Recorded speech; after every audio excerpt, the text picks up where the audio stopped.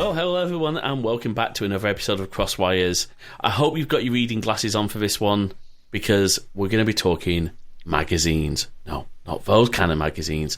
The good, wholesome computer and technology and entertainment magazines. I have really fond memories of being 10, 11, and running to the newsagent to pick up my copy of the One Amiga back in the day.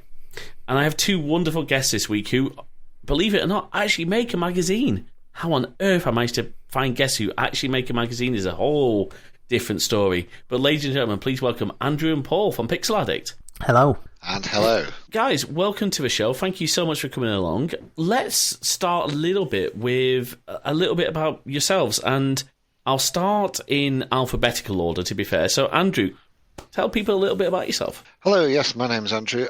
So I am one of the sort of writers for Pixel Addict, as previously mentioned. My start with computers started back when I was, mid-80s. I forget how old I was, but then 8, 9 years old, with a Spectrum 48K Plus, the plastic case, plastic keyboard one. And I have fond memories of writing programs typed out of a magazine, if I recall correctly, and then it working. And then not so fond memories of failing to save it. So that was about, if I recall correctly, it took about an hour to type it in. And I just couldn't figure out how to save it. It just wouldn't work. But never mind, you live and you learn. And then we had, my mum worked in education. So she got access to a BBC Micro. Let's all remember, for the computer literacy project back in 1982, I think it was. So yes, I played with that for a while, and then my first introduction to 16-bit computing was the Atari ST. I wanted an Amiga because all my mates had one, but my dad said no, we can't afford an Amiga, so I'll have to have an Atari ST. So I was the moderately proud owner of an Atari 520 ST-FM, which I have since rebought from eBay, and I have it on display in my little museum over to my right. I then eventually managed to bribe my dad and promised to pay for a chunk of it into getting an Amiga 500. And I think that Amiga is responsible for one of the closest friendships of my teenage years. My friend Martin, who I will hopefully listen to this podcast when I send him a link, we used to play Lemmings, the two-player version of Lemmings, after school for hours and hours after school. We had the hacked version of Lemmings, so infinite everything. So infinite powers and two-player Lemmings and two teenage boys. You can imagine the carnage that brought. I then, as all my friends, moved on to the consoles and onto PCs. I stuck faithfully with the Amiga brand, and I bought an Amiga 1200. And I had that all through my university years. I put an accelerator in it, some extra memory, got a CD-ROM drive, a little hard drive in there. But finally, my final year of university, I had to switch to the PC for practical reasons, and I have been PCs ever since. And then I got back into the retro bug when I started watching RMC, The Cave, and also listening to the Retro Hour podcast. And this would have been 2-3 years ago now. And it just brought back some sort of fond memories. And I thought, you know what? It would be nice just to have a little collection of memories of computers I had back in the day, computers I wanted back in the day, maybe one or two that my friends had. And then this afternoon, in fact, I just bagged a Philips CM8833 Mark I monitor off eBay. An absolute steal. I won't say how much because it'll probably get some hate mail as a result. But it was very cheap, and there's a nice person in Winchester who's going to be posting that up to me, and hopefully it'll arrive in one piece, fingers crossed. But again, that monitor has particular memories because we had those at school. And again, it's I'm not really buying.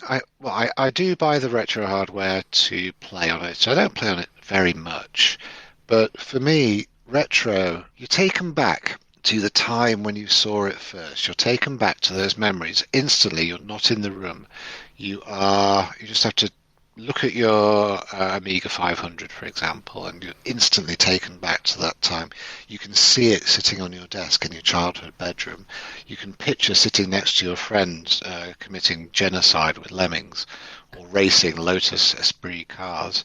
With the Spectrum, I can just look at it and instantly I'm transported back to my friend Andrew's attic, playing Batman in there. And that's why I prefer the Spectrum 128K version of Batman over the Amiga version of Batman, because even though the Amiga version is clearly superior from graphics and the sound, it doesn't have the same memories, and that's what's important in this hobby. I think it's the memories that these machines provoke, and that for me is so powerful. And then I've just got a bit of a collection of Amiga format and CU Amiga magazines and things like that, which obviously I'm sure we'll talk about a bit later.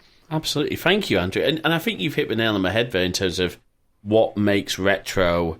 It's not just about playing those old games, because anybody can go out and get, well, I was going to say anybody can go out and get a Raspberry Pi and put RetroPie on it, but not so much at the moment because we're a bit hard to get hold of. But, anybody can go and get the games and play them, but it's those specific memories with certain Amiga games that will always have a special place in my heart. So yeah, thank you. Paul, what about yourself? Tell us your sad story. Wait a second.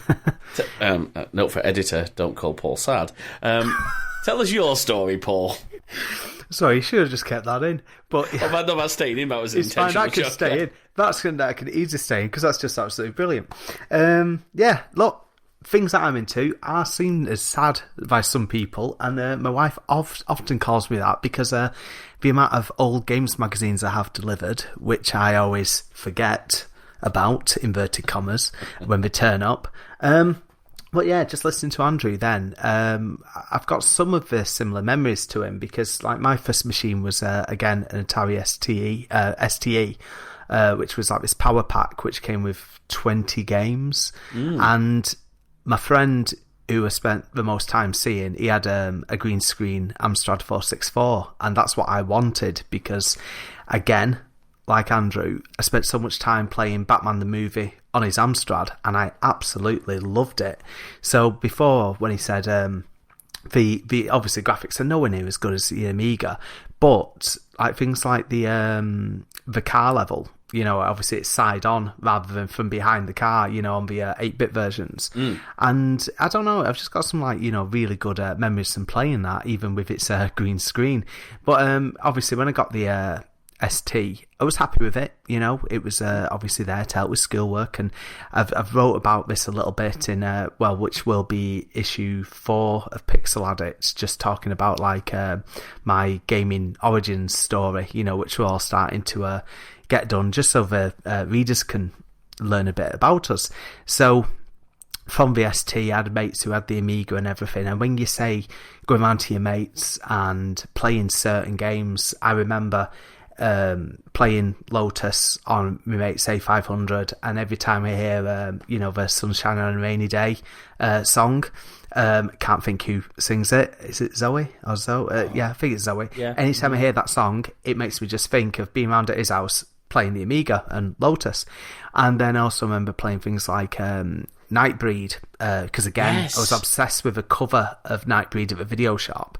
So when my mate got the movie tie-in pack, so I think it was Nightbreed, Back to the Future 2, which wasn't very good, and also Shadow of the Beast, I think, was in it, and Deluxe Paint. And I remember seeing Deluxe Paint going, wow, this is brilliant, And I was looking through an old ST, I will get back to the point in a minute, but I was looking through an old ST format from 1990 the other day, and there was an advert for Deluxe Paint on the ST, and I'd totally forgotten all about this coming out on the ST because I always saw it as an Amiga package. And it's funny because the advert on the ST is going, the Amiga owners are going to be jealous of it, and I'm just going, honestly, I'm good at it when it comes to retro memories, but I had no idea that came out on ST because I always saw it as an Amiga product. But anyway, so I went from the ST to It must have been about 1993. Pretty sure my memory's right there. Onto the Super Nintendo, which is still my all-time favourite console,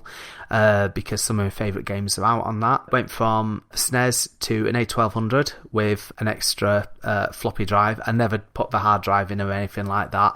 And that came from Loot, if people remember the free ads paper. Well, I say free ads, I think you had to pay a couple of quid. You know, back then, before the internet, you find yourself ringing people up at 6:30 in the morning going, hi, yeah, sorry to bother you, you still got that, you know, ST1040 that you're selling for 70 quid. And you're like, what? Do you know what time it is? Yeah, I had to get in early, you know.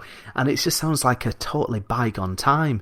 The amount of times then, like, I think for one of the machines, it was either the Amiga or it was one of the SNESes that I've owned.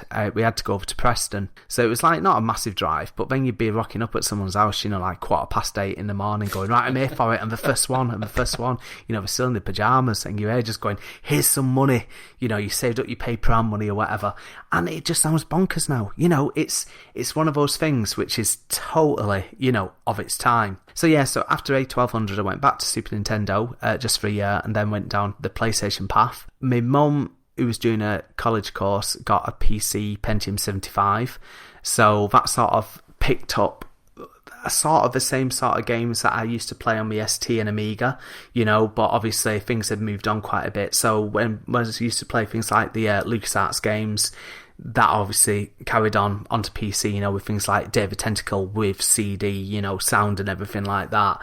You know, Champ Manager going on to Football Manager and everything like that, and those sort of like real-time strategy games. And then it was just basically on to, you know, the different PlayStations and then selling up, you know, about late 90s, you know, and then when I worked at Game Station, early noughties, buying everything back again cheap before the retro boom, they're selling it all off again mid noughties, then buying it all again in 2012 for probably about a third more than what I sold it for 7 years earlier. And some of the games that I even bought in 2012, bearing in mind we're going back a decade now, which sounds insane, like a 20 quid game, so something like Zombies on the SNES, you're looking at about 60 or 70, you know, boxed and stuff. And again, the same thing goes to games magazines, because back in 2012, people weren't bothered about them. People were focused in on the games, but magazines were just still seen as, well, a load of tat, really. You know, it was all about the games. But for me, the memories, like Andrew said, there's certain things where you go, you know what? I remember buying that. The ST format, the only ST format I own that I bought off a fellow writer, Mark, and his Sega Mags, cheap plug for him there, was the first ST format that I bought. And, you know, like, I've made sure that I've got a copy of the first ST Action that I remember buying, age almost 11, back in, 1990, you know. I've got a lot of good memories. So now, I've added all the magazines that I want, more or less. I still buy the odd issues if they're not like sky high. But before, earlier on today, we were talking about Amiga Power, and some magazines, some issues of the late ones just cost an absolute fortune now. Same with Superplay for the SNES. But then I've been lucky, you know, because I've got a full set of them and kept them. That was the only part of my retro collection that I kept when I sold it off in 2005. But then I was getting things like Mean Machine Sega issues for a penny each back in 2013, 2014. Wow.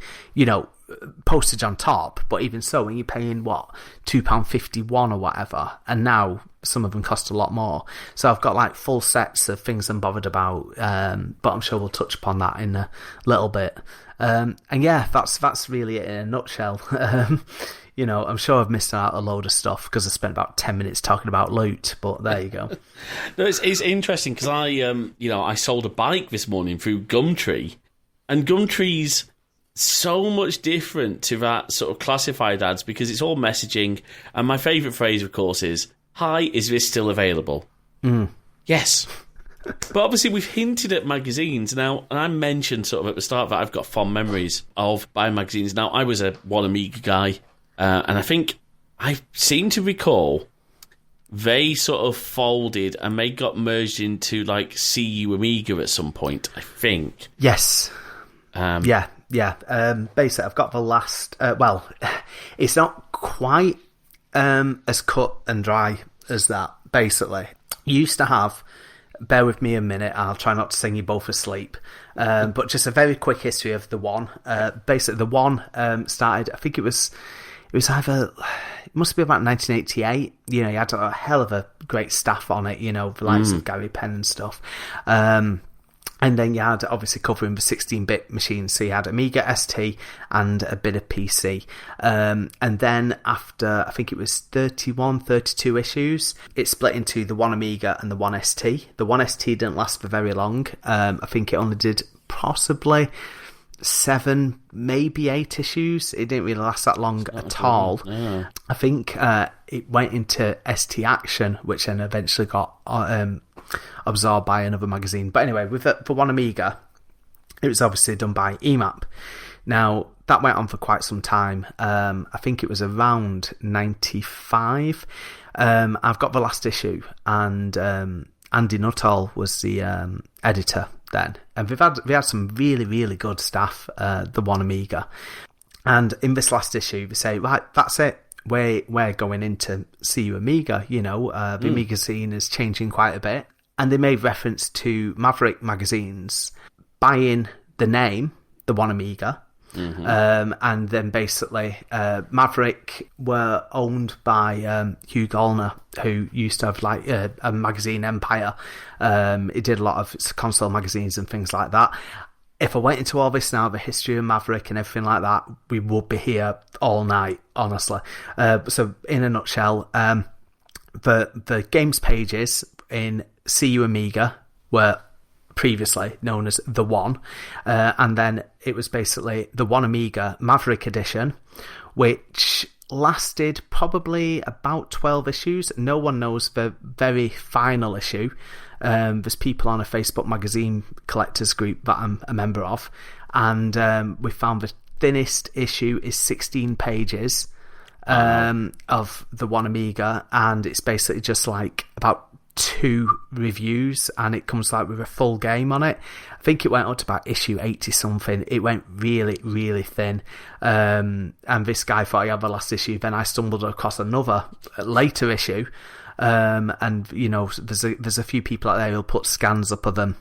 But to get an actual print issue of a few of these last Maverick magazines is like gold dust. So Mark, who I mentioned before, who collects Sega Mags, he's looking for a few of the final Maverick issues of the likes of Mega, covering Mega Drive and things. And again, they've gone down to a pamphlet size as well. So the One Amiga did sort of just, with EMAP, it ended at quite a healthy period still, mid-90s, few games still to come, but you know, another year on, you lost the Maverick version of the One Amiga, you lost Amiga Action, because I've got the last issue upstairs, and then by 98 you'd lost CU Amiga. And then also, well, I think Amiga Computing went about 97 off the top of my head, because that's what Amiga Action went into. Right. I'm sorry, I'm going to send everyone asleep here. Oh, no, it's really great. We're just going, oh, God. Yeah, there's a quiz on this later, so I hope listeners are listening. Bringing back some semi-sad memories here, Paul, because last year I got hold of one of the last...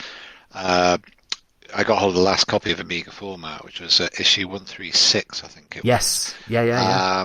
And like you, I've been collecting the magazines, but I'm kind of stopping. I'm going to aim to stop at the end of 95, because I think for me, and that's when the ST and the Amiga period, and the all those machines, the Spectrum. So I'm trying not to talk just about Amigas, because I'm aware we hear about Pixel Addict as well. But it's when that 16-bit revolution, I think, started to wind down, and the PlayStation generation took over, and the PCs, and you can see that in the magazine. So, for instance, in front of me, I've got an ST format from August 1992, issue 37. I don't actually know how long the ST format lasted, but it ended in 96. After, I think, 86 issues, something like that, 86, 87 issues. Oh, it did still hang on, so it was just it was just that thin. It was. It lost its spine. I think it went down to about 84 pages. Yeah. But no, it really, really hung on. I stopped buying it by late 93. Yeah, I stopped buying Amiga format, I think, when I went to university around about 1995.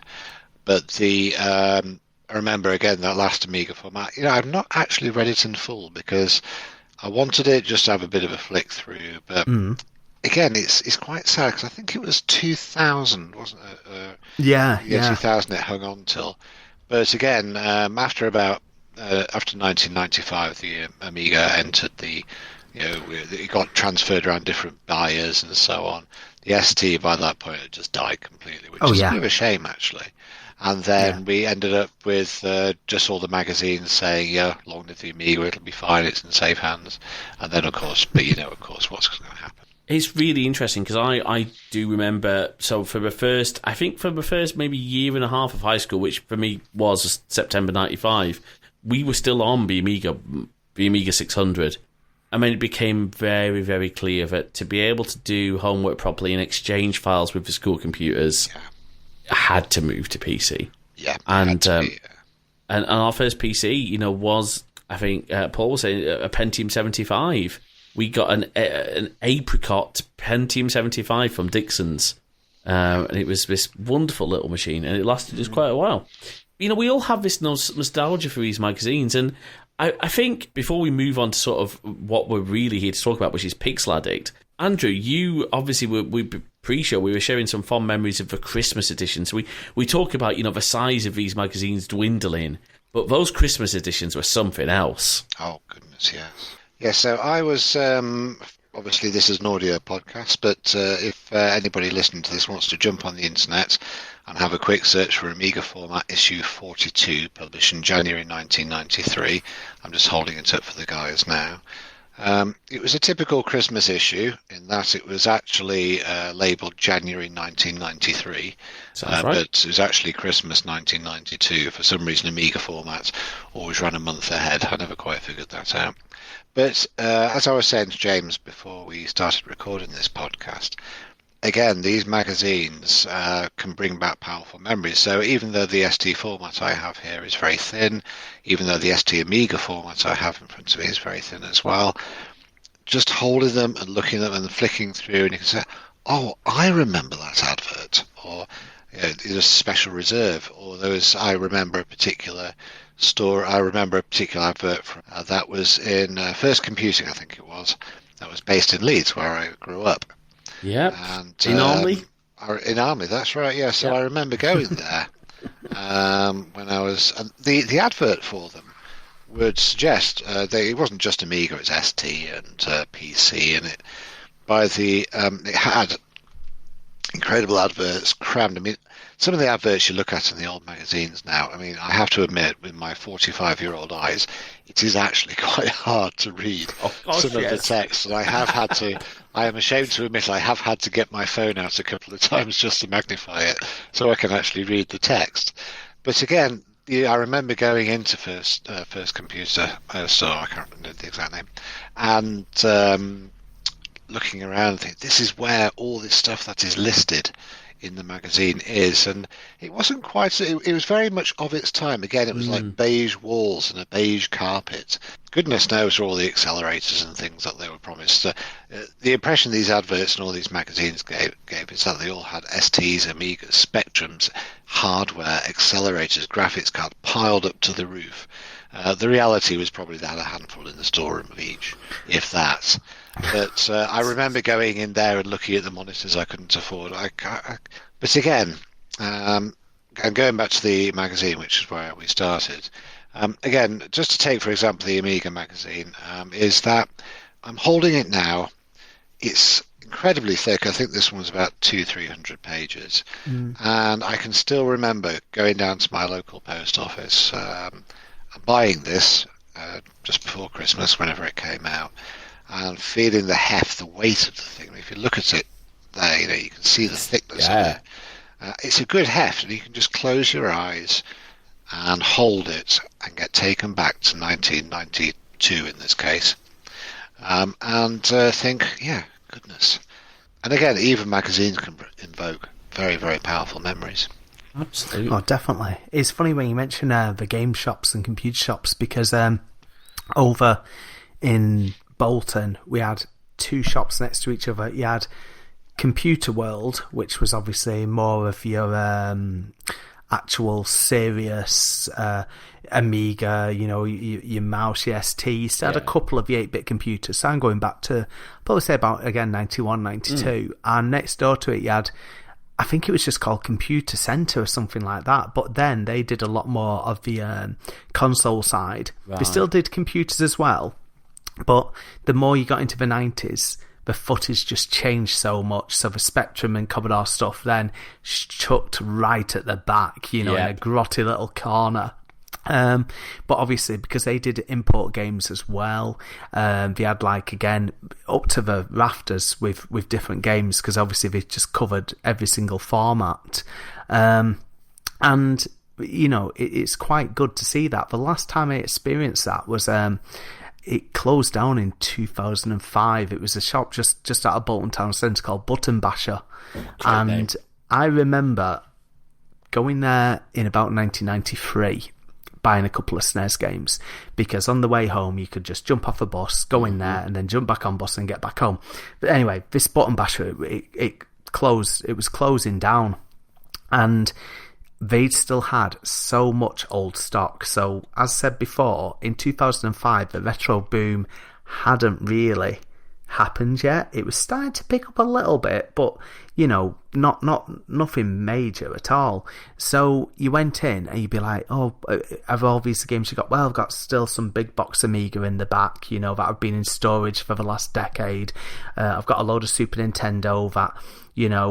they've just been, again, packed away for ages, because the only things he had on the shelf were things like PlayStation, a bit of, Dreamcast still, and a bit of PC. So I was like, well, what Super Nintendo have you got? And, it's like, well, I'm going to be closing down soon, so, you can have this one for 20 quid, you can have this for 25. And again, we're talking things like Castlevania Vampire's Kiss at the time. I paid £35 for, and then sold it a year on for about £75 in 06. But now you're looking at about £300, if not maybe a bit more, for a boxed copy.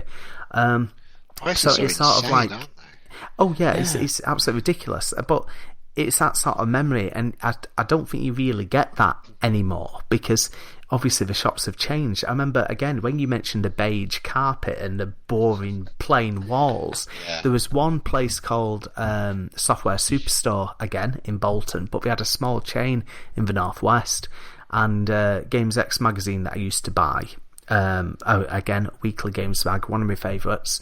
They used to do go around the shops, so game, whatever, and then we went to Software Superstore quite a bit, and again, I don't know what it was, if it just dealt with computer games, not console games, it was totally different. The feel of it was, we're a lot more grown up. You want to entertain yourself with software, well, go on, but make sure you pick these up carefully and then place them back carefully on the shelf. Because back then as well, even with things like game, all your managers and shop staff used to be in trousers, shirt and tie, which sounds insane now, because obviously retail's changed a lot. But it was always a case of, these people, these are salesmen, they will serve you, they know what they're on about, and yes, sir, how can I help you, sir?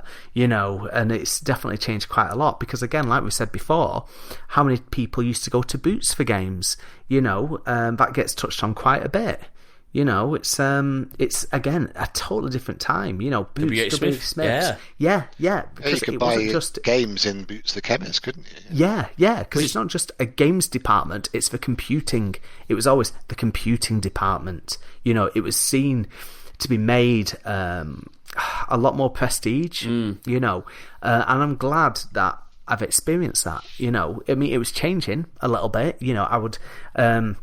I work at HMV. I've seen some pictures of HMV from the 80s with Commodore 64 games on the wall, and I'm just going, that's brilliant, because I remember obviously the console games, going into Manchester and stuff to a massive HMV and stuff like that, but I don't remember the 8-bit ones, because the 8-bit games for me, if mates were buying them, it was always a local market over in West Orton where people would be going, right, I'll get a $1.99 game today. Because even if it's not that good, it's still a game. It's a couple of pounds, and you play it. And you know what?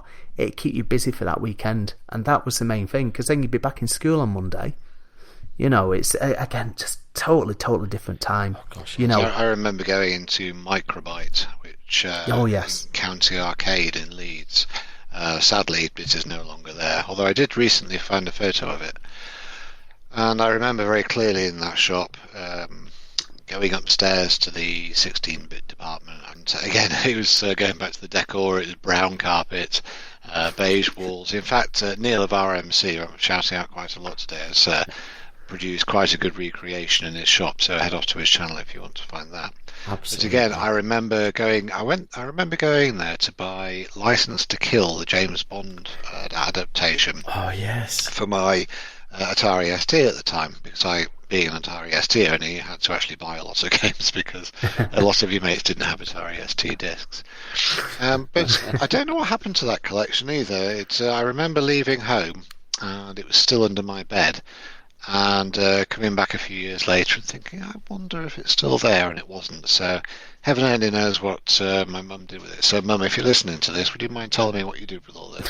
Where are my discs? Yeah, because I could have made a fortune off those selling them now. But never mind. Just to issue a quick correction as well, it was the first computer centre in Leeds. I've just dug out on that. That's the one. Yeah, so first. In case any of the chaps are listening, please do get in touch with us. We would love to hear from some of the old advertisers. Oh, there's some great. And I remember drooling over like the special reserve ads and thinking, yes. Oh, I want a hard drive, and then looking, hang on a second, might cost more than the actual Amiga itself. And it's amazing. But we're looking now at where we are. The games retail and games journalism has changed so much. Most of it, let's be honest, most people will buy their games through Steam, through Xbox, the Xbox store, through Nintendo's eShop. And physical retail doesn't seem to... It's not as exciting anymore. I went into Game the other day and honestly, I just felt bored. Yeah, I totally get that as well, because when it comes down to it, Game have obviously... I'm not going to start bashing Game because I've got friends that work there, but they've changed quite a lot as well, because obviously a lot of the high street stores have been absorbed into Sports Direct. Yeah. So it's quite hard to, and this is only my opinion, but it's quite hard to then go, oh right, Games inside Sports Direct. So first of all, I've got to go past a wall of trainers and then go up, say, an escalator or whatever, go through a load of jeans, jumpers, football tops, and then like some sort of gaming Narnia. It's in the back corner. Like some sort of grotty little secret. It's a case of, oh, what's this? Oh, it's half a shelf of games. It's changed a lot. It really has. But then, it's all going digital now, isn't it? Yeah. Well, but that isn't good enough. No, it isn't. No. I understand. It's fine for it to be digital, say if the price was quite a lot different, but it's not at all. Now, the good thing is there's lots of good digital sales. Yep. You can go on, you can get some bargains. You mentioned the eShop, and before coming on today, I was having a look at a couple of things. So things like Panzer Dragoon remake, a couple of quid. And you go, couple of quid? It's cost me more than that for a pasty today. Yeah. You know what I mean? And I'm going to probably get more enjoyment from the game than a pasty, as long as I choose correctly. Anyway, sorry, it's a most weird conversation. Basically, the point is, you've not got all those same game shops anymore. You've not got your little video off licenses that rent out games and then sell on VX rental games. Yes. You've not got the, you've obviously not got your Blockbuster. You've not got your Global Video anymore. You've obviously not got HMV doing games anymore, because it got to the stage, I'd probably say, about... It was around 2010 when you had the supermarket wars, and I've talked about this on Maximum Power Up, but back then you had supermarkets putting out new releases, new Call of Duty or whatever.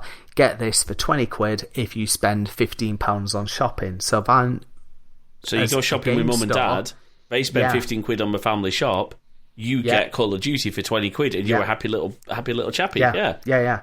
But then obviously retailers such as at the time HMV and also Game, they don't have that. No. Luxury. So, that was like one of the big differences. I'm going back about a decade now though. But yeah, it's just, the choice just isn't there. It's just, It's gone. You can't go in and hold something. It's like there's no some of the nice memories for me are the physicality. So we've got our games. These days, if you want to rent a movie, for example, you just go off to Google Play or Amazon or whatever. It's at Apple, and you just click rent. Yeah, you do. Whereas it's not as good. No, you don't have the experience of going to Blockbuster. That Blockbuster smell, whatever it was for you, and going in and choosing your popcorn and your crappy hot dog, and going off and finding a video. And again, it's the physicality, and we're moving away from that now. And game will hang on for as long as it can, but with Microsoft Game Pass and the PlayStation equivalent, I think, is being launched this year. The physical sales will eventually go, and I don't like that. I like to have the physical thing on my shelf. I've got it on PlayStation 3, and I like to put a disc in the machine. It's part of the ceremony, and you're looking through to find it, and I don't know, it's hard to put a finger on it, but we're moving away from physical media. You've got Spotify, you've got Netflix, you've got Amazon Prime, you've got Disney Plus. And all these subscription services. And Blu-ray, it will be the last physical media that we have as well. And I think that's a shame. It's even gotten to a point now when we're a similar sort of generation. I'm sure we all remember the richer families having the Sky dishes put up. Yes. Getting Sky. Yeah. Well, these days, with Sky Glass, you don't even need a dish. It's all streaming. Yeah. And it's an incredible thing. And that brings us on to, much delayed, but that brings us on to Pixel Addict, because Pixel Addict is an actual magazine that you can go and buy. Now, first of all, let's talk about how did Pixel Addict get started, because it seems to me that we're transitioning away from physicality, but you guys are bringing that back with an actual print magazine. How did it all begin? So the Pixel Addict came out of Amiga Addict. So we started off Amiga Addict 13 issues ago now. So I think, January last year, I think it was January 2021. Has it been that long? And we started, I was invited to be I kind of muscled my way in as a regular writer. Started posting things and, an Amiga magazine. I'm going to start writing for that and start muscling in. And then, as part of that, I was very pleased and surprised. So Amiga Addict did actually sell quite well. We got, I think we were at last August, like 900 to 1,000 subscribers within 8 months. It was incredible.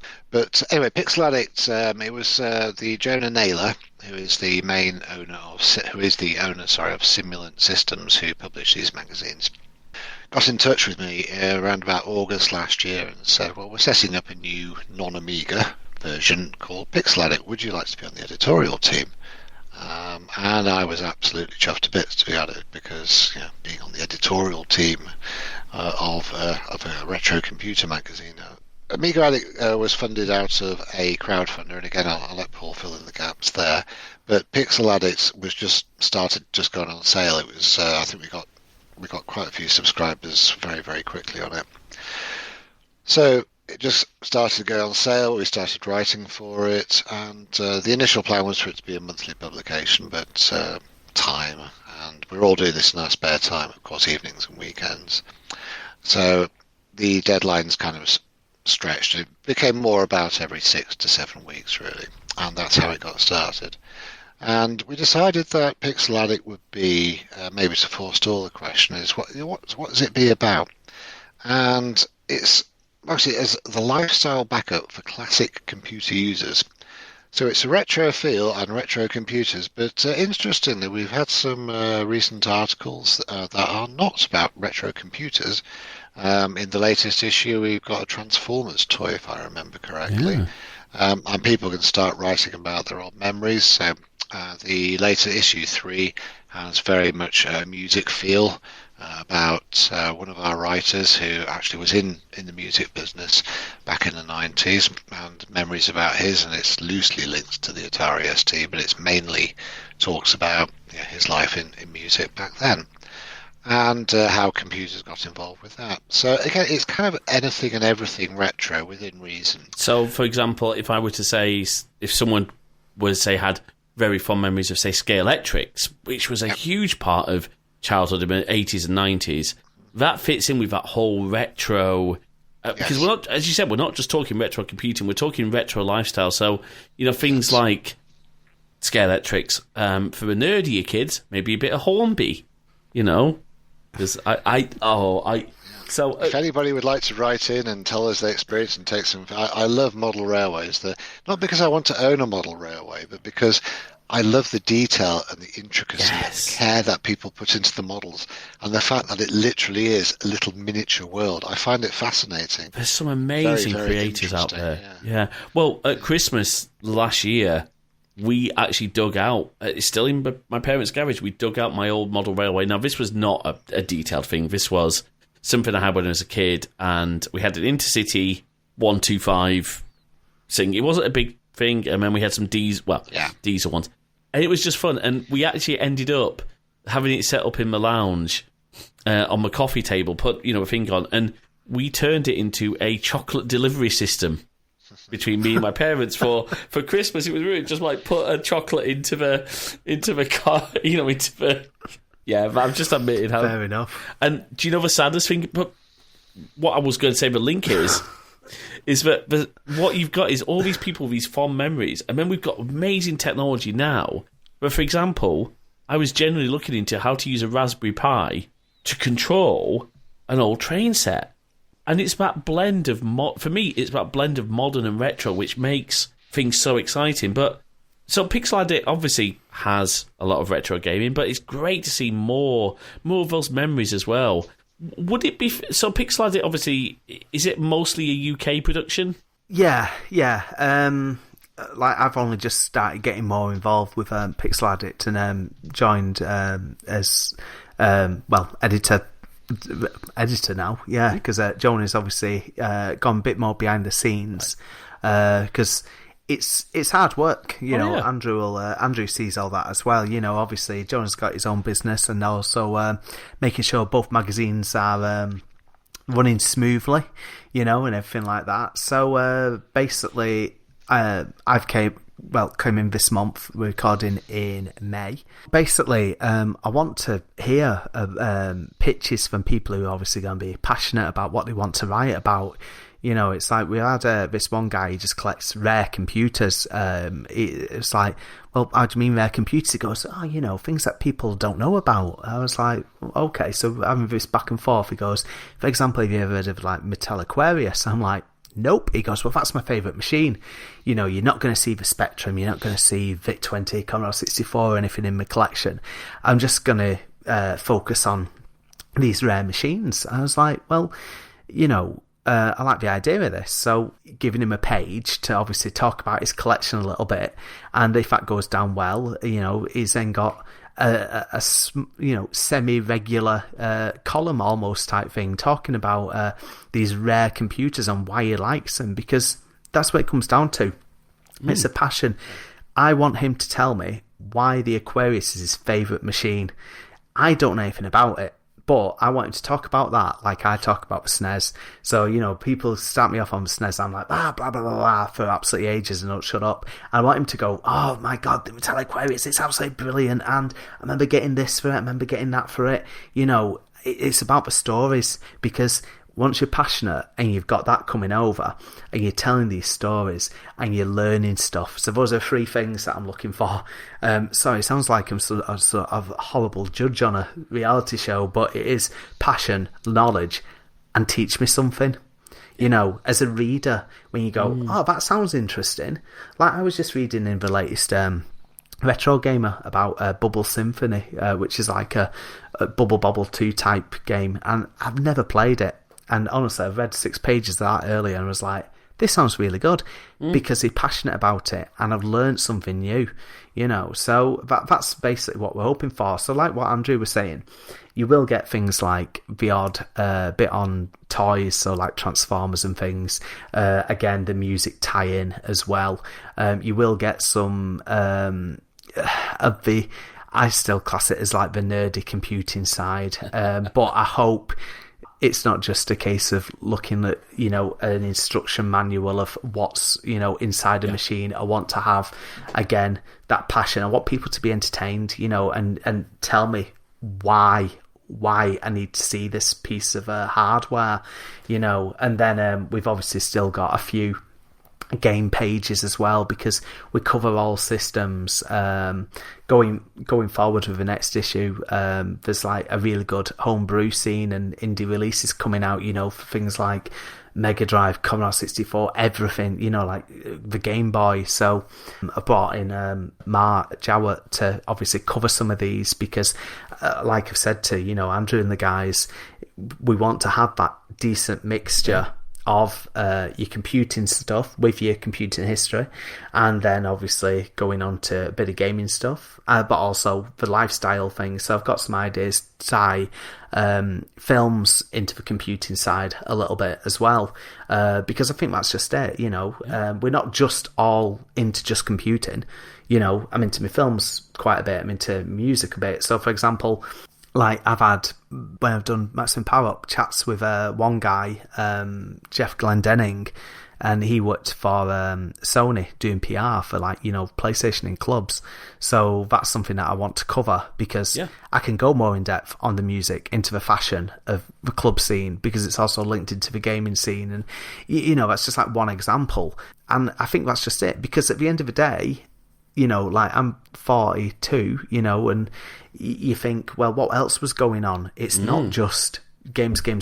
Of some years it was. I still remember first time discovering Dungeon Master on the ST and playing that to death. But it's a chance for people to write something interesting that they're passionate about, and write to us, or email us, even write to us. God, I'm gonna expect a lot of letters. Articles on the stamped addressed envelope. Yeah, I know. There you go. Yeah, even email's getting a bit dated now. I know.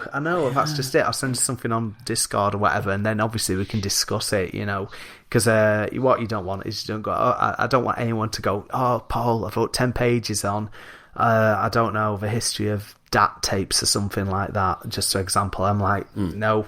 It's too much, because we're after the personal side. Exactly. It's as we've mentioned before, the memories is what we're trying to evoke, and we have had feedback from readers saying it's nice to hear about new things that are happening, and we do report on those as well in our news section, because there are new things. For instance, I just discovered that there's possibly a remake of Simon the Sorcerer coming out. It was on the. As long as they keep Chris Barry as the voice, exactly, I'm okay with that. I'm okay with that. So, Chris, if you're listening, please do it. But again, just don't be a smakehead, Chris. Come on, just do it. No, there's a phrase. But it's very interesting that what I try to do with my articles is I do it a bit of factual, but I do try and put a little bit of a personal element in there as well. Because at the end of the day, you want people to read the article and think, I did that too, or I remember that. But also to get excited about new things. So, for instance, I'm writing a feature on the moment. In the next issue of Amiga Addict, I've done a feature on brand new accelerators that have come out for the Amiga. So that these are new things for all computers. But then there's also some old memories in there as well. So it's striking a tricky balance on both magazines. I think we're trying to strike a balance between just reporting on the history and such and such did this back in 1993 or whatever. And obviously there is a bit of the history in there as well. But people want to hear about what's happening with the retro gaming scene now. And read about what they can do. So I've got Sega Saturn, which I neglected to mention earlier, but you can get an SD card adapter now for that, which you can put in place of the CD drive and an SD card in it, and have your entire games collection on an SD card. And it's little things like that, the modern things you can do with your old hardware. So my Spectrum Plus 3, for example, has a Gotek drive in it, because getting hold of 3-inch discs is hard enough. Getting hold of 3-inch disc games is even harder. Yes. So I've got a Gotek drive in there. There's Gotek drives in most of my Amigas. And again, so we try and keep a balance in. This is a new thing for your retro hardware, a new something you can buy, or a new story, or a new game, because people are writing new games still for these old systems. It's absolutely fantastic. But also, it is important to have a bit of the history in there, but we're not trying to be a history publication. There's plenty of those out there. You've got a whole internet telling you about those. Absolutely. And we want to try and make it has to be a little bit different, and that's why we have such a mix of things in there. And I think that's important, to get people's feelings in there, make it a bit more personal. And it makes it more fun for us to write as well, because we're bringing articles in, and we bring these out and publish, and we get letters saying, goodness me, I remember this, or thank you for telling me about that. And that's the idea behind this magazine. It is a lifestyle. To me, you can just plonk yourself down in an armchair in the lounge and flick through and say, this is what is going on now, and find out. And we do have some adverts in there, so if you're a fan of the adverts in the old days, the new adverts aren't quite the same, sadly. There's no pictures of Amigas or Ataris or Spectrums lined up for sale, sadly. But there are, we do have advertisers from various different, all over the world, in fact, who sell componentry, which they will send anyway. So you can buy GoTech drives, you can buy new chips for inside your computer to repair it. There's too many to mention, but the retro scene, I think, as mentioned earlier by Paul, it is alive and well. Yeah, just in regards to with Amiga Addict, the one thing which, when I spoke to Jonah when he brought me on board, like, I did my first piece for issue 2 and then joined for issue 3. And I said straight away, I like this. It reminds me of Amiga format, because, like Andrew's just mentioned, is doing a main feature this time on accelerators. Now, that might not be everyone's cup of tea, but the thing is, it's a type of thing which is a very important part of the Amiga, and it just shows as well that the scene is still alive. And it's quite funny, because before, when Andrew mentioned, like, he'd stopped buying the Amiga mags back in 95, and, I was the same. But when I looked through those 96, 97 issues, back when the Amiga was trailing off, when the PC was taking off, I feel like we're back at that stage where you still have got a handful of new releases. There's people beavering away on updated versions of games now with things like the Scorpion engine and stuff, so people are going, right, I'm redoing Final Fight, this original version was awful, we know how to make it better now. So this is absolutely fantastic to see, new games coming out, again, new hardware coming out, new ways to play, new ways to get things out of your machine, and again, that's the type of thing we want to cover. Again, I'm sorry if anyone's playing Paul Monaghan Bingo, but it is all about the past, present and future of basically Amiga, and I use that as well for the Sega mag that I write for. Sega powered cheap plug, I apologise there, but it comes plug down away, to... Plug away, that's what we're here for. The thing is, you have to, right, to make a magazine work, you need the past, because obviously, so I sound like the drunk in the pub, but you need the past because you obviously want to reminisce, and you want to go, do you know what? I remember that. We've talked about that a lot today. You also need the present. The present is obviously reporting on what is out that issue, that month, and things like that. But you also need the future. Without the future, you've not got a magazine, at least not very long term, because then you're just basically recycling the same stuff. So, for example, with the Amiga, and again, things like on the Sega side with the Dreamcast, and like I say for Pixel Addict, by asking Mark to say, oh, do you fancy doing a homebrew section? And he's gone, yeah, okay. And he's come back to me within, a day? I think he came back with about 6 or 7 games going, right, so I've got this and this and this and this and this. And I've gone, brilliant. Okay, you've only got a few pages, but that's absolutely amazing. Yeah. And all these scenes are healthy because you've got people who are like roughly our ages. They've grown up with these machines. They've been interested in the hardware for years. They want to know how things work. We've also got different machines, even back in the day when these machines were present ones, you saw it all the time where the hardware's pushed, when it's the end of days more or less for them. When you go, my God, they've really, really, really squeezed the last bit of graphics out of this. And now you're looking at it and go, right, well, is there a different way we can do things? And this is what we're now covering. And it's really exciting. Honestly, a year ago, I was like going, I can't believe the Amiga scene's this popular, and then you've just got these people who are willing to talk to you, like I've interviewed loads of people from Amiga magazines and stuff. We've got someone like...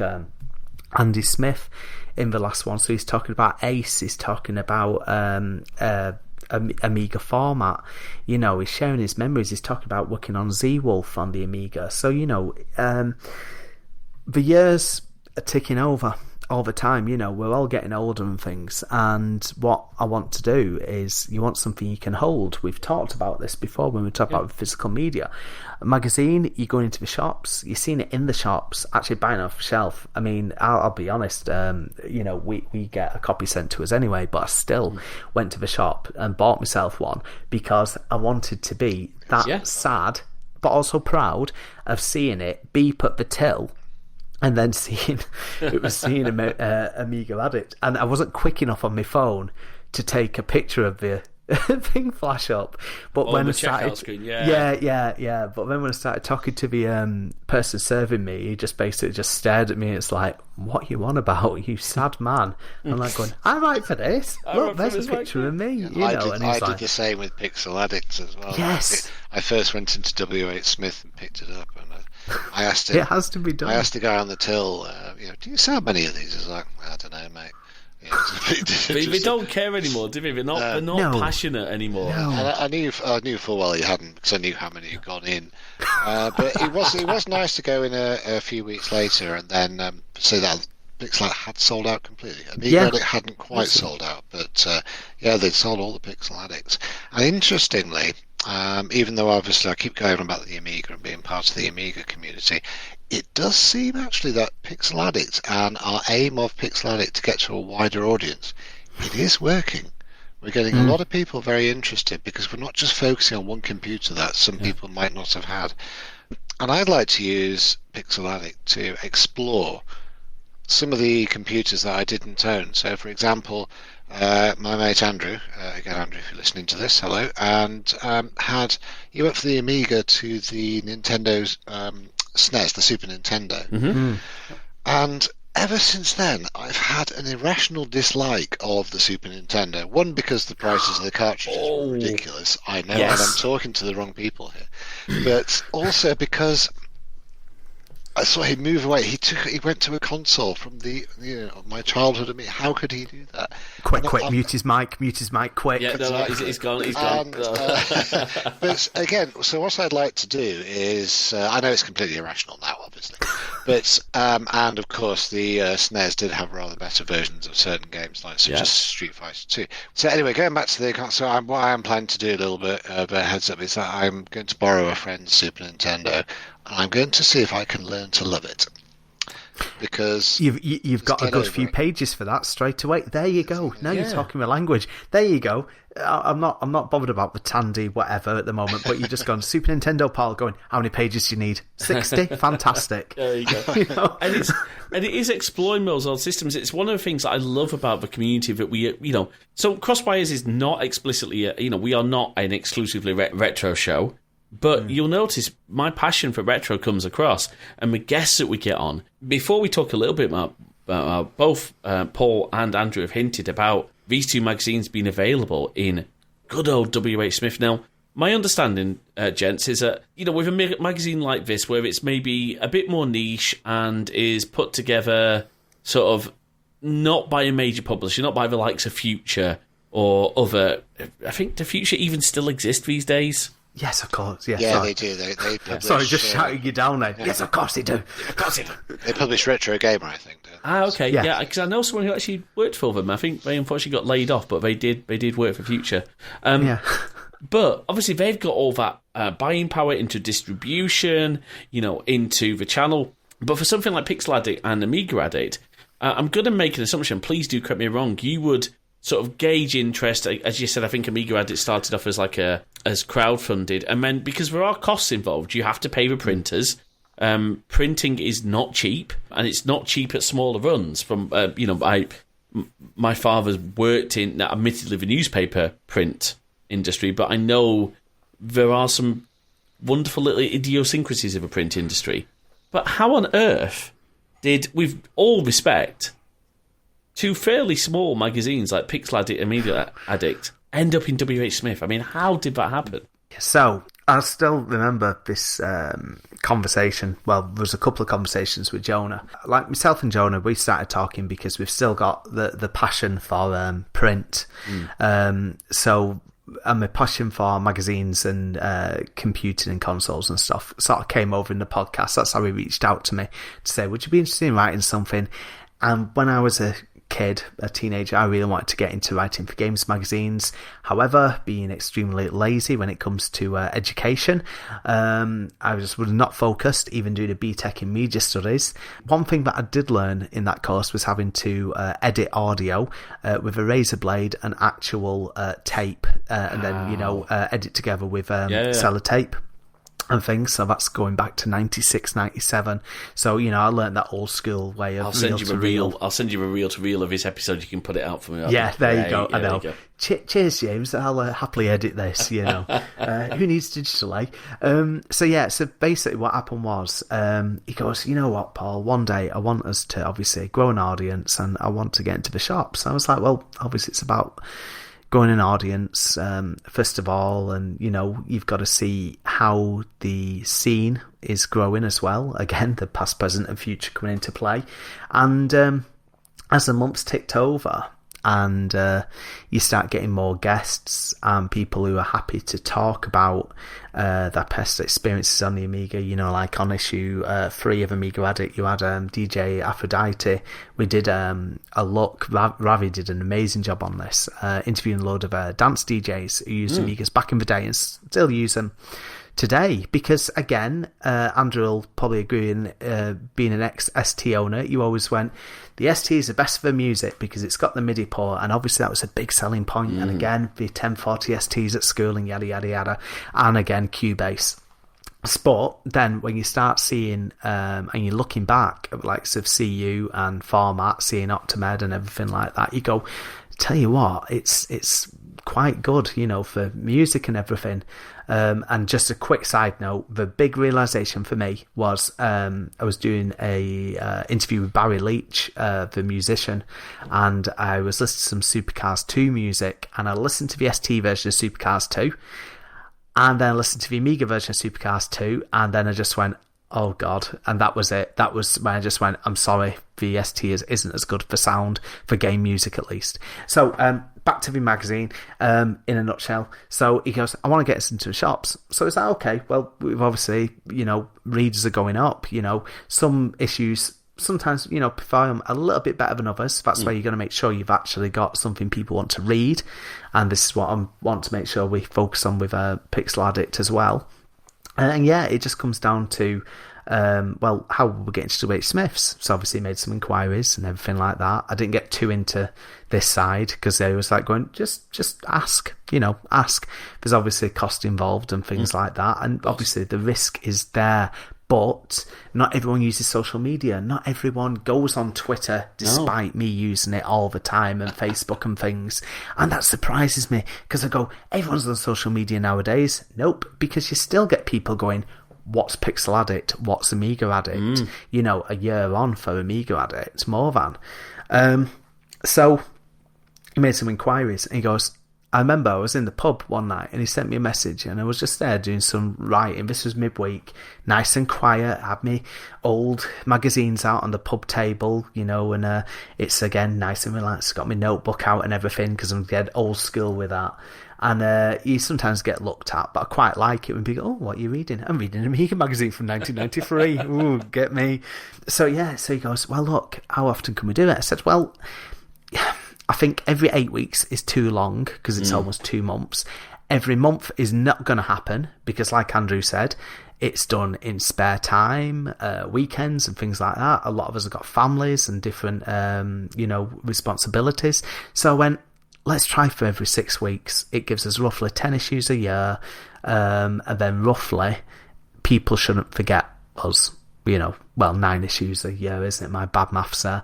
And, I was like, well, Let's try it. And then he says, right, I've made some inquiries. This is only about 4 days after this initial conversation. I went, okay. He goes, yeah, I can get us booked in. Let's tell the team. So he went, great news, guys. We're going to WHSmith's, and we just launched Pixel Addict as well, because he wanted to cover more than just Amiga. Yes, yeah. So obviously sister magazine, and obviously part of the Addict family and everything like that. And you see it all the time. I mean, look, obviously we know Future Publishing, but they started off with a couple of magazines, and it's changed a lot. There's not that many publishers out there. Like you say, a lot of things are self-published, but luckily there are a lot of different printers out there. But as you say, print costs have gone up quite a lot last year. I'm not going to get on my soapbox and moan about this, that and the other, but the costs have gone up, paper, print, everything. Yep, but absolutely. You've got to make sure then you make this count. You want 60 pages of a good quality magazine, right, full as much as you can, because obviously you need some advertising space, because obviously you need, some money coming in as well. But, you obviously want adverts people want to see and everything. Yep. And like Andrew says, these give you a chance to obviously order parts for your computers that you're using and everything like that. It's a big part of the magazine. But no, it's absolutely fantastic. And obviously it's in there. We've had 2 issues of each now on the high street. It is meant to be available to order from different news agencies. It's mainly just in WHSmith's at the moment, right. But other it's in over 300 news agencies around the country. Brilliant. Taking a little bit longer to roll out, but it is going to be in Ireland, over in America at Barnes and Noble, and a very few select stores over in Australia. So because of how the world is at the moment, things are taking a little bit longer. I still can't get me around postage sometimes, but it's there, and I think it's a nice experience to go in and pick up a magazine. And now we've obviously got things like virtual cover discs on the Amiga side as well, awesome. which is a nice touch. And again, if you subscribe, because they'll get lost in the shop otherwise, if you subscribe, we started doing disc labels as well, because then you can download the ADF file, put it onto an actual disc, floppy. It's brilliant.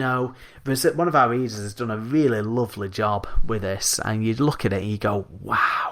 This is proper the day, because on issue 1 it was just a space where a floppy disk would be, and the joke was, don't copy that floppy type thing, and yeah. If your disk is missing or you newsy, where is it? Speak to your newsagent. And then we did it, and this is it. It's about pushing boundaries and bringing back that nostalgia, and the cover disc is a massive, massive, massive thing, Also, the print side of it as well, because I have to admit that again, I just found out.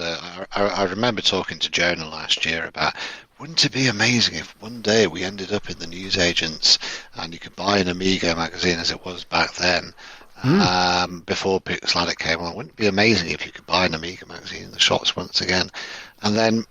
And we got Pixel Addict, and then Jonah made it happen. But again, what's interesting in this digital world, where we offer digital subscriptions to both magazines as well, is that so many people, they're going for the print. It's more expensive, and they could just order it and read it on their screen. But interestingly, apart from a handful of overseas readers who just don't want to wait for ages for their magazines to arrive because of the global postal system and obviously the after effects of the pandemic, and that's all fair enough. But we are finding that the vast majority of readers are wanting the physical versions, because they want the print. They want to pick up this magazine, and I have to say, in this case of my case, I tend to stick my nose in the pages as well, have a good smell that new ink and that new paper. But it's having that physical experience, it's bringing that nostalgia back, but also to have, I'm holding something physical, I can read it, I can just have it on the coffee table, whatever, and just again go back to the memories of holding the magazine and reading it, or buying it in the newsagent and scurrying home to sit and read it at home, cover to cover, whatever. But you've got something to show your family as well. Everyone can show something on the phone, be it end of the day you're just reading a screen, be it Facebook, Twitter, showing them a page on Pixel Addict or Amiga Addict. But when it's an actual magazine, it makes people go, oh, a magazine, an actual, because the games magazines obviously are nowhere near the 90s heyday, not even near the early noughties heyday, but they are making a bit of a comeback. There's several self-published magazines out there, which is great to see. But just an example, so it's a bit, I know we're talking obviously about AA and PA, but like in the we've got 2 children, almost 2 and 5.5. But then, like in the Sega Powered, there was a little box out for news where it talked about going watching Sonic 2, and we used a picture of me and my son outside the cinema, and then when he was flicking through, he's like, "Oh, there's a picture of Daddy. Oh, there's a picture of me. I'm in the magazine. And again, if that's like a really nice feeling, the fact that, Andrew, we can both go into WHSmith's and just go, oh, that's me, you know. Yeah. Hopefully more people are impressed than, you know, well, more impressed than that guy who served me at Bolton WHSmith's. Didn't get his name, but, you know, I'll try again next time I'm over in Bolton. Just go, recognise this guy, you know. We need to add you to the Addicts column. So. I know. There you go. Look, it's me. I know. And bounce back. Definitely get Alan Partridge vibes. It's every single one. I know. Yeah. Needless to say, I have the last laugh. Anyway, sorry. Anyway. I mean, this is fantastic. And look, you know, the fact that you can, as you said, go into WHSmith, you can get digital copies, you said. Now, for me, someone who is, you know, unfortunately, my eyesight is not what it... My eyesight's always been terrible, so, you know, I was there with my magnifying glasses. Sorry, I shouldn't have laughed then. That's all I feel laugh at that. It's because you started chuckling. I went... I think like, oh, God. The thing is, I'm one of those people who... I've had my eyesight condition since I was born. You get used to it, and you have to laugh at yourself. Honestly, the number of times I, you know, catch myself doing something silly, but, you know, I have really... Going back to us about physicality, I remember fondly taking my copy of the One Amiga after taking my cover discs off at home. Yeah. And my sister did swimming lessons, but I didn't. I could swim, but she would be doing swimming, and I'd be sat up like in the cafe, you know, area of a leisure centre. Yeah. So sat up in the cafe, just, you know, waiting for her to finish a lesson, reading through, looking at the game reviews, and I have one very specific memory of the April Fool's edition, and I can't remember which year it was, of the One Amiga, where they teased the A1 million. And, of course, my eyesight, they very clearly across the keyboard spelt April Fools on the second row. But because of my eyesight, I'm like, Dad, look, we've got a new A1 million coming out. And my dad's like, yeah, no, they don't, son. Sorry. So people can get it in the UK, you can get it in WHSmith and maybe other newsagents. I think if you ask your local newsagent, you know, like run the system, you know, because they'll all get them from roughly the same distributor. Yeah, the whole way it works is with a distribution, a big distributor. Are we allowed to? I mean, it's fairly obvious who they are. It's about classic distribution. I can cut this out if we need to, but Menzies. Menzies? Yeah. So obviously, like they've been going for a long time, you know. So yeah, it's just obviously we have to make sure the magazine's ready on time. This space at what me and Andrew are saying, and now my role is to make sure that I'm cracking the whip in a friendly way, but basically just making sure, like, guys, where we up to? Like, obviously Andrew's just been to a visit, as recording this, just over a week ago to a local computer museum that we're going to be featuring. So I was like, right, okay, where are you up to with that? And he goes, yeah, I'm just doing this bit now. Right, okay. And then obviously he's not just doing one thing, he's doing then something else, like on Amiga Addict as well. I'm going, oh God, I've already asked him about this. I'm going to have to just give it a few days. Andrew, it's not just, but by the way, I just want to say, it's not just Andrew I'm always chasing up. I've done my rounds today, you know. I've spent the day on magazine work, and I also apologise. God, it's like, you know, hi, insert name. Not Andrew. I'm sorry to bother you. Just seeing how you're getting on with this at the moment. You know, we've now got 8 days till I need to get all the copy in, and then I want to have a solid week of proofreading and laying out, because it goes so quickly. Oh, it does. I think you're right to chase us, aren't we? Because you think, we've got, see, the magazine comes out and all hurrah, and it's on the shelves. And you think, we've got 6 weeks till the next one. But Actually, we don't. We've only got 4 weeks because we have to get it to the printers 2 weeks early. And then all of a sudden, 4 weeks is 1 week. And you're like, oh my goodness, we've got so much last left night to revision, do. isn't it? Yeah, Proofreading takes a surprisingly long time. So the bulk of the time, we've got a fantastic graphic designer who does our layouts. He's a very good. Big shout out to Josh.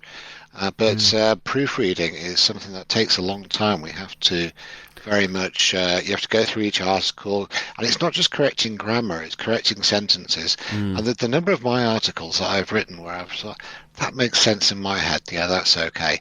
And then it comes back several days later with 70 corrections. I'm like, what? How much gibberish was I writing then? But again, what sounds good in your own head doesn't necessarily translate to others. And that's why the proofreading is so important. And we have a 3-stage process on Pixel Addict as well. We do a first pass and a second pass, and then we have a final sign-off. So each article has effectively been proofread 3 times. And yet things still slip through. You know, people will tell us or will notice in a magazine, oh yeah, we've left that in or should remove that. So, but then interestingly, reading old magazines, I'm starting to spot errors in them as well. I was reading an old Amiga format, and one of the questions from one of the readers just stopped halfway through. I was like, is it on the next page? Where is it? It's like, no, it's actually gone. It's just not there. So again, I probably wouldn't even have noticed that if we didn't do the amount of care and attention that we have to, and therefore it does become time consuming. And I've often said to Jonah, what if we, wouldn't it be amazing if we produced a 300-page magazine for Christmas one year? And the fact of the matter is I don't think we can physically do much more than 60 pages at the moment, because we've got so much it takes so much time to get an article out and check it and ensure that it's right, and then lay it out, and then check the layout in case anything sneaks through, and so on. And with the small team that we've got, I think 60 pages is about right. Obviously, it would be wonderful if we could grow into a huge publishing house with 200-page magazines every month, but realistically, that's not going to happen.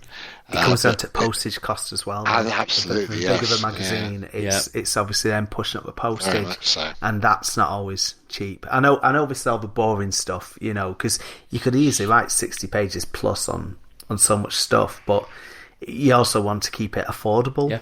Yes. And things like that, Who knows? I still remember speaking to Marcus Dyson, who was on Amiga format, and he said they'd come in and just to add, say, 4 pages or take out a couple of pages can really, really make it difficult in regards to the layout of the magazine and everything like that. It's I've spent so much time changing stuff. Yeah. So, and obviously these days we've got far more sophisticated tools than they had for the page layout. We've got, I don't know what your team are using, but I think of products like, I forgot, InDesign by Adobe or Affinity's wonderful Affinity Publisher. We've got these wonderful tools. And you go back to some of our earlier episodes, we talked to Stu Cambridge about the wonderful amount of design software. I'm a big believer in Affinity. Things have become easier, but it doesn't mean that they've become less time consuming.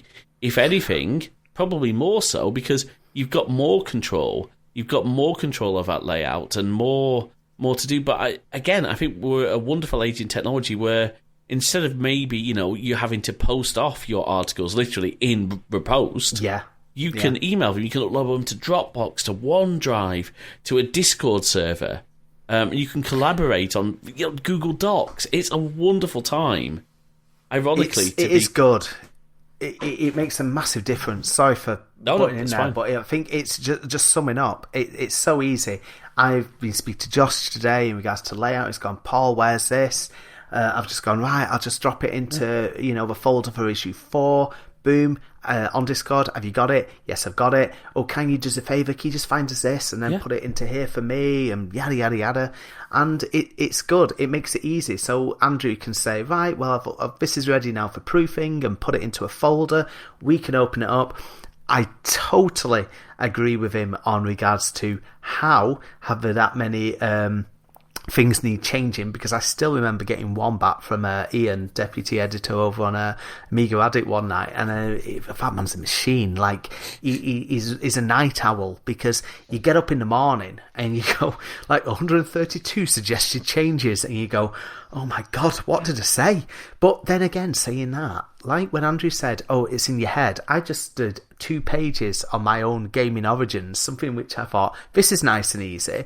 And again, I was in work, and then when I caught up on the chat, Andrew, the other day, and it's going to say, I don't want to change Paul's personality, this, that, the other, but this doesn't read right. And I've looked back at it and I've gone, huh? That doesn't read right at all. No. I'm like just going, that's not even a sentence. Well, it's a bit of a sentence, and then some words sort of taking it off here, there, everywhere. But then he's like, do you mean this? Do you mean that? I've looked back, like I'm in a massive Discord chat going, yep, yeah, change that. Yep, I trust you. And then, you know, it's just sometimes you get into the zone so much, and the rule is, and I need to get better at this as well, the next day, take a step back and then reread what you wrote the day before, because sometimes your head turns to mush. I'll be honest, I think we've all been there. Absolutely, you know, it's hard work, but again, there's no better feeling when you actually get that finished magazine, you know, through the door or off the shelf, you know, but... And it's fantastic. I am really excited. The next time I am in WHSmith, I am going to see if I can pick up a copy. And I encourage everyone, go and check out Pixel Addict. Go and check out Amiga Addict if you are an Amiga fan. If you're not an Amiga fan, what's wrong with you? You know, Reese, I'm talking to you. Yep, that's right. Yeah, you control Reese, talking to you, mate. Where can people... So if people... Obviously, we know where we can go physically. Where can people find out more about the Addict magazines? Okay. Well, we've got a website which you can get both on, just www. I don't know if people even have to say that anymore, just addict.media. At least they do the HTTP, // and everything like that. You know, I'm not that uncool. But yeah, so yeah, it's just like addict.media. When time allows, we will get obviously everything tidied up a little bit more on there, but you've got back issues, obviously with Sile. I know it's a bit dark in this room now, but we have got an Amiga Addict binder, which is now full of 12 issues, you know, a proper throwback. And I am meaning to speak to Jonah at some point to actually say a few issues of Pixel Addict in. I think it's almost time to get the Pixel Addict folder out. Maybe a Pixel Addict t-shirt, like the Amiga Addict t-shirt. And then there's things like coasters, stickers, blankety blank checkbook and pen. There's a bottle as well. Yeah. Cuddly toy. Oh yeah, of course, yeah. There's the Amiga Addict bottle to put drink in. Yeah. And a mug to put your coffee in. So. Yes, I have got the mug. Yeah. It's usually beer, Diet Coke, or wine or coffee. Good choice. Drink. Anyway, just don't mix those up, Paul. No, I know. Oh God, I know. But no, there's a lot there, and obviously the big thing for us in the last year has been we've been at a couple of events as well. The events are still a bit all over the place at the moment. I don't mean geographically. I mean some things are still a bit slow coming back. Yeah. But you know, we've been down at seeing things like the Doncaster Video Games Market, which is great because you get to meet in person. Because as we said, technology is great, but we're not sat in the same room. We're spread around the country. So we this is the first time I've obviously seen Andrew in picture person, but not in picture person. You know what I mean? Picture person, yeah, face to face. You know, and yeah, it's good. Like, you know, I remember meeting Jonah the first time last December and just you know, shaking his hand. Although it was still COVID times, so obviously then you had to get the hand gel. Yeah, get the hand gel out. Well overthinking this. Yeah, but it's just, it was so good to see people that you've been working with, you know, and yeah, it's just good that...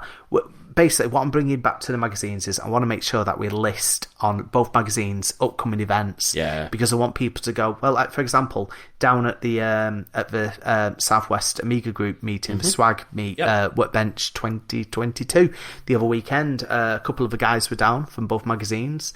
And yeah, that's the sort of thing. We want people to go, oh, yeah, all right, tell us what you like about a magazine, tell us what you hate. I don't think any of us are going to throw our toys out of the pram, you know. Because that's how you get better. So what we would love for people to do is obviously join the relevant Discord servers. The links are all on the website. But also drop us a letter or two or an email, because we in both magazines we have a letters page, and we don't have as many letters coming in sometimes as, you know, the olden days. In the days of Discord, of course, you don't need to, but if you'd like to write in and have your name up in lights, and just drop us an email with your feedback. But we want to make these magazines what the readers want to read, not what we think the readers want. We want them to tell us what they want. So could you feature an article about such and such? Or Andrew, why do you hate the Nintendo universe? That sort of thing. So yeah, honest feedback. Love Paul, exactly. I think I've made an enemy tonight, haven't I? Love Paul, age 14. I know. But not really. But yeah, we would love to. We will like readers' feedback because we hope both of these magazines will be around for a very long time. So please do write in our Discord, email, whatever, and let us know what you think, and what you'd like to see, what you'd like to see us cover, and indeed submit articles. So we don't just publish articles from our small team. We have community submissions. There are some regular writers that send in, but we would love to see more articles from people. If you're an Amiga fan, write for an Amiga Addict. But as Pixel Addicts, of course, it opens it all up. So we've got the Transformers toy. James mentioned Scale Extric earlier. So if you've got a great Scale Extric or a Hornby train set and you want to write about it, your experiences, how you created it, and so on, then absolutely, just write in and write us a little article, send us some pictures, and we will publish these sorts of things. The idea is that these are community magazines. Brilliant. Written for and by the community. So please do feel free to write in and say, would we like an article on such and such, or just send us an article. It doesn't have to be perfectly written. Don't worry, the proofreading process will ensure it's all publishable. But we'd love to hear from you. So Andrew's right there, definitely. Just like say, tell us what you want to write about, because more often than not, again, I know I repeat myself, but if you've got the passion, then you've got a story. Why are you passionate about it? And then, like I say, the proofreading people will do what I can't, because my proofreading needs some a bit better skill, more practice even. Anyway, sorry, James. You have to get past my swear. Oh, I know. Yeah. God, Andy's swear filter. He's right. It is a family magazine, so obviously we've got to keep it clean. So it's. I think it's just. He keeps me on the straight and narrow when we're going through stuff. He's going, Paul, I'm going to take this bit out. I just tone this down, and I just go, oh God, really? And then I think about it, and just going, he's right though. He's right. Every time he's right over it, but it's just like the rebellious part of me. He still thinks like a 14-year-old, reading Viz, something like that, And it's amazing how people's personalities come across. Obviously, we all three of us have different personalities, but one of the things I love about podcasting, about this, particularly in our retro space, I think we've mentioned Neil a lot, but I think it's fair to say that Neil from RMC has done so much for our community. But Neil will. I haven't decided on episode orders yet, but Neil will be on an episode just before a previous episode. We actually got a chance to speak to Neil, and it was so interesting to have that chat. Andrew and Paul, thank you so much for your time. This has definitely been. I describe this as a bumper Christmas edition of Crosswires. We've definitely gone long on this one, but do you know what? It's been so much fun to talk with you both. Thank you so much. Before we wrap up, if people want to stalk you both on social media, where can we do so? Okay. On Twitter, I am PDMON, so PDMon. Andrew, just... Where's my phone? Well, I don't have social media or YouTube. I keep my internet presence a little lower. But you can find me on the RMC Discord or on the Pixel Addict or Amiga Addict Discord. My nickname on there is Sozzled, stroke Andrew S. So you'll be able to find me on those Discord servers. That's the best. And you can see how often I actually search for myself, but it's just at PDMonPaul. On Twitter, and I am on Facebook and stuff like that. But I'm trying to keep all my games things on Twitter and things like that. But yeah, and again, just follow at Amiga Magazine and Pixel Addict Magazine on Twitter as well. And we're both on Facebook as well if you search for Amiga Addict and Pixel Addict. And I need to start being a bit more proactive on that, because we've got a lot to shout about. Other than just the issues out, we just want to obviously go, hey, did you see this feature on, I don't know, a Transformers toy, or did you see this feature on, the accelerators and things like that? It's there's a lot of talented writers out there, and we want to hear from them. I'm sorry, I'm going into all this again. I know you say it's the longest one. I apologise. I knew, obviously, take this bit out if you're not, but I know that when I saw most of your episodes at an hour, I thought, if we're less than an hour, I've done something wrong. And I've not said a word. But yeah, there we go. It's like a good... I'm proud now that I've made this longest episode. Don't be cutting this into a two-parter like we have to with some things. And don't be putting out at Christmas either, because that's still months off. They'd be like, we just got issue 3 out of the shops and really up to like issue 9 or something like that. Oh, I know. No, so we are aiming for weekly podcasts, and I love doing this show. Honestly, I want to say a huge thank you. As my wrap up, I want to say a huge thank you to everyone who's reached out to be part of the show. We've got some really cool things lined up, and we've got a great new team member joining soon. We'll be making an announcement about that very soon on our Twitter. Speaking of which, you can follow us on Twitter at CrosswiresMG. The MG is meant to stand for media group, but there's no media group. It is, as I've said before, it is just Muggins here who's running the show. You can find our YouTube, and I promise you there is a new episode, honestly, of the YouTube show coming. crosswires.net/YouTube. You can find the show notes for this episode, which will, of course, have links to both magazines and everything that we've talked about at crosswires.net. You can email podcast@crosswires.net. And, of course, on the podcast episodes, there are comments. Have you got any fond memories of magazines? Do you have a favourite magazine issue that you just want to say, oh, I love this because... Talk to us. And, of course, if there's anything you want to pass on to the guys, please do send it through, and I'll gladly pass it on to them if you want to do so. Thank you, as always, everyone who listens. Thank you for everyone who engages. And we'll see you next time. Bye-bye.